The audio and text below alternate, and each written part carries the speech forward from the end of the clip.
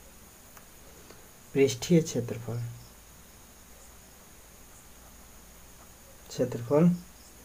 क्या हो जाएगा 220 mm हो जाएगा स्क्वायर। ठीक है, तो यही आपका आंसर हो जाएगा। आई होप आप लोग को समझ में आ गया होगा। दोस्तों, इस चैनल के माध्यम से कक्षा 10 के सभी सब्जेक्ट की तैयारी कराई जाती है और नोट्स भी इसके प्लेलिस्ट में हैं, तो उसको आप लोग देख लीजिएगा। फिर मिलते हैं दोस्तों अगले वीडियो के साथ, तब तक के लिए जय हिंद।